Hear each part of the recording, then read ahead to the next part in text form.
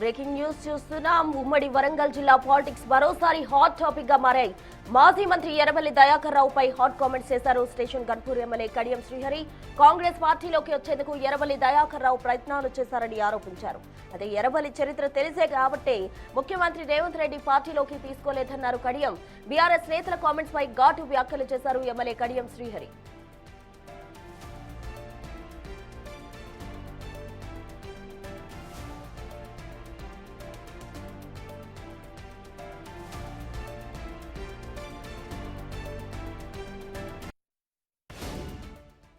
నేను అడుగుతున్నా రాజయ్య గారు, నువ్వు నన్ను తెల్లారులేస్తే నన్ను తిట్టుడు కాదు, నా పైన విమర్శలు ఆరోపణలు చేయడం కాదు ముందు నీ పరిస్థితి ఏందో నువ్వు తెలుసుకో.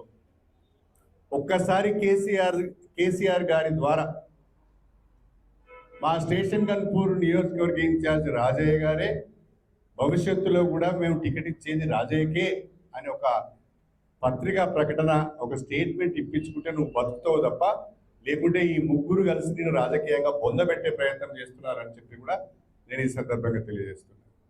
నిన్ను వాళ్ళు ఉద్ధరించడానికి రాలే, నిన్ను పొందబెట్టడానికి వచ్చిండు. నీ చేతగాని తనాన్ని పార్టీకి చెప్పడానికి వచ్చిండు.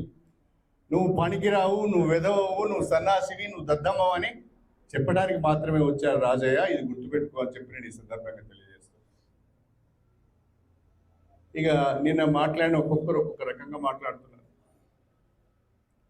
మంత్రిగా పనిచేసిన ఎర్రబెల్లి దయాకర్ రావు సభ్యత సంస్కారం లేకుండా మాట్లాడుతున్నాడు. కడియం శ్రీహరికి సిగ్గు లేదని, కడియం శ్రీహరికి పాపాత్ముడని మాట్లాడుతున్నాడు. నిజమే, నాకన్నా కాస్తో కూస్తో సిగ్గుంది, కానీ నీకు అసలే సిగ్గు లేదనేది నా అభిప్రాయం. ఈ చెవిటోనికి ఎట్లా చెప్పాలో కూడా నాకు అర్థమవుతలేదు. మనమరాలు వయస్సున్న అమ్మాయి చేతిలో ఘోరంగా ఓడిపోయి, అది కూడా 54-55 వేల ఓట్ల తేడాతో ఓడిపోతే ఈ చెవిటోంది చిన్న మెదడు చిట్లిపోయింది. కాబట్టి ఏం మాట్లాడుతున్నాడో అర్థమవుతుంది. నువ్వు సభ్యతగా మాట్లాడితే నేను సభ్యతగా మాట్లాడతాను. నీవు ఆనాడు తెలుగుదేశంలో ఉండి, నేను ఆనాడు తెలుగుదేశంకు రాజీనామా చేసి తెలంగాణ ఉద్యమంలోకి వచ్చినప్పుడు నువ్వు నాకు వ్యతిరేకంగా ఇష్టం వచ్చిన రీతిలో మాట్లాడినావు.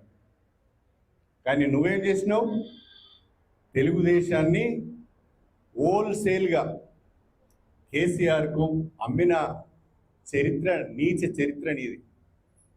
ఎమ్మెల్యేలకు డబ్బులు ఇప్పించి హోల్సేల్గా టీడీపీ ఎమ్మెల్యేలందరినీ కేసీఆర్కు అమ్మిన చరిత్ర నీది. నేను ఆ పని చేయలే, ఆ రకంగా నేను మోసం చేయలే. నేను బీఆర్ఎస్లోకి వచ్చినప్పుడు తిట్టావు, కానీ తర్వాత నువ్వు కూడా బీఆర్ఎస్లోకి వచ్చావు. మొన్న కాంగ్రెస్ పార్టీ గెలిచిన తర్వాత కూడా నువ్వు కాంగ్రెస్ పార్టీలోకి రావాలని ప్రయత్నం చేసినావు. కానీ నీ నీచ చరిత్ర తెలిసిన రేవంత్ రెడ్డి నేను తీసుకోవడానికి ఇష్టపడలేదు. నీ మోసపూరితమైన చరిత్ర తెలిసిన రేవంత్ రెడ్డి నేను తీసుకోవడానికి ఇష్టపడలేదు. ఇటీవలే కడియం శ్రీహరిపై మండిపడ్డారు మాజీ మంత్రి ఎర్రబెల్లి దయాకర్ రావు. ఏ పార్టీ అధికారంలో ఉంటే అక్కడికి వెళ్తారని ఆరోపించారు. దమ్ముంటే కాంగ్రెస్ పార్టీలో ఉన్నానని కడియం శ్రీహరి చెప్పాలని సవాల్ విసిరారు ఎర్రబెల్లి. మా స్టేషన్ గన్పూర్ని ఏది అధికారం వస్తే అలా రైలు ఉరుకుతాడా అంటే ఇక మళ్ళీ అంటాడు. దయచేసి మన అందరం కూడా ఆలోచించాలి. తెలుగుదేశంలో మంత్రి పదవి దొబ్బిండు, 10 ఏళ్ళు ఏలిండు, మళ్ళా దిగిపోతాడు. ఎలా కురికొచ్చిండు? టీఆర్ఎస్లోకి వచ్చి టీఆర్ఎస్ నుంచి గవర్నమెంట్ పోతాడు, మళ్ళీ ఎలా కురికిండు? సిగ్గున్నదా? ఉపన్యాసిస్తాడు జోర్దారు. నేను ఒక్కటే అంటున్నా, నీకు దమ్ము ధైర్యం ఉంటే నేను కాంగ్రెస్ పార్టీలో ఉన్నా మీరు చెయ్యి గుర్తు కోటేమని అనువను అంటాడా? ప్రెస్ మీడియా వాళ్ళు కూడా రాసుకోవాలి. ఇది దమ్ముంటే అనువను, అది అనడు. అది ద్రోహం కాదా?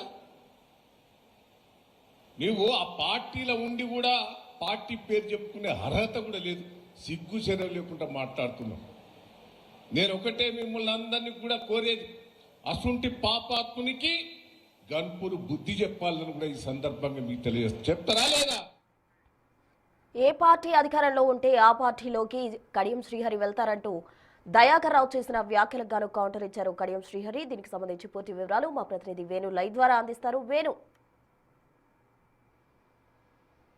ప్రస్తుతం ఇన్ని రోజులు స్టేషన్ గన్పూర్ నియోజకవర్గంలో రాజయ్య వర్సెస్ కడియం శ్రీహరిగా పొలిటికల్ ఫైట్ ఉండేది. కానీ మున్సిపల్ ఎన్నికల నేపథ్యం లోపల గన్పూర్ మున్సిపాలిటీ గెలిపించుకునేందుకు ఇన్ఛార్జీలుగా ఎమ్మెల్యే పల్లా రాజశేఖరరెడ్డి, ఎమ్మెల్సీ పోచంపల్లి, మాజీ మంత్రి ఎర్రబెల్లి ముగ్గురు ఇన్ఛార్జీలుగా నియమించబడ్డారు. వీళ్ళు నిన్న కార్యకర్తల సమావేశం ఏర్పడేది. అందులో ఎర్రబెల్లి మాట్లాడుతూ కడియం శ్రీహరి ఏ పార్టీ అధికారంలోకి వస్తే ఆ పార్టీలోకి వెళ్తాడు, తనను ఓడించి తనకు బుద్ధి చెప్పాలంటూ ఒక ఘాటు వ్యాఖ్యలు చేశారు. దీనికి స్పందిస్తూ కౌంటర్ ఇచ్చినటువంటి కడియం శ్రీహరి, మాజీ మంత్రి ఎర్రబెల్లి 2023 ఎన్నికల్లో ఓడిపోయిన తర్వాత తాను కాంగ్రెస్ పార్టీలోకి వచ్చేందుకు ప్రయత్నాలు చేశారు, తాను నీచుడు కాబట్టే రేవంత్ రెడ్డి తనను పార్టీలోకి రానివ్వలేదంటూ చేసిన కామెంట్స్ ఇప్పుడు ఉమ్మడి వరంగల్ జిల్లా వ్యాప్తంగా హాట్ టాపిక్ గా మారాయి. 2023 డిసెంబర్ ఓడిన తర్వాత నుంచి దాదాపు 1 ఇయర్ పాటు మాజీ మంత్రి ఎర్రబెల్లి పొలిటికల్ కొంత సైలెంట్ అయ్యారు.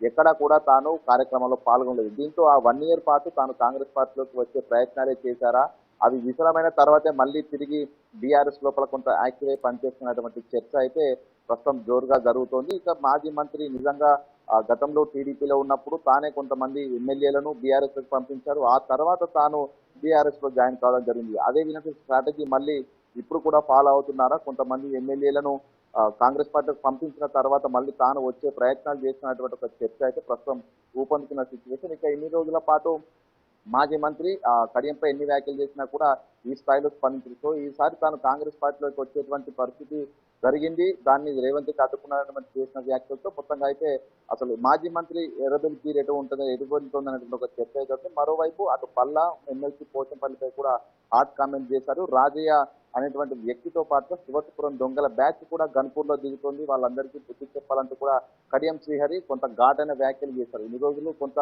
సౌమ్యంగా మాట్లాడిన కడియం ఈసారి పూర్తి స్థాయిలో అటు ఎమ్మెల్యే, ఎమ్మెల్సీ, మాజీ మంత్రులపై విరుచుకుపడము, అదేవిధంగా మాజీ మంత్రి ఎర్రబెల్లికి సంబంధించిన పొలిటికల్ టర్నర్ పై కూడా ఆయన ఈ రోజున బహిరంగ మాట్లాడిన తీరు చూస్తుంటే మాత్రం పూర్తిగా వరంగల్ జిల్లా వ్యాప్తంగా ఉన్నటువంటి బీఆర్ఎస్ శ్రేణులు నిజంగా ఎంతమంది కాంగ్రెస్ లోకి రాబోతున్నటువంటి కొత్త చర్చకైతే దారి తీసింది. ఇక దీంతో మున్సిపల్ ఎన్నికల లోపల కూడా కడియం వర్సెస్ ఉమ్మడి వరంగల్ జిల్లాకు చెందినటువంటి బీఆర్ఎస్ నేతలు అనే విధంగా ప్రస్తుతం పొలిటికల్ స్ట్రాటజీలు అయితే నడుస్తున్నాయి. సో దీంతో కడియం కూడా దీన్ని ఛాలెంజింగ్ గా తీసుకున్నారు. మున్సిపాలిటీని గెలిపించుకుని బుద్ధి చెప్తానంటూ కడియం ఛాలెంజ్ తీసుకుంటే అసలు గన్పూర్ లో ఈసారి కడియంను ఓడించి తీరుతామంటూ కూడా అటు మాజీ మంత్రులు, ఎమ్మెల్యేలు, ఎమ్మెల్సీలు కూడా చెప్తున్న ప్రస్తుతం మొత్తంగా ఈ పొలిటికల్ ఫైట్ ఎక్కడికి దారి చర్చ అయితే జరుగుతా ఉంది.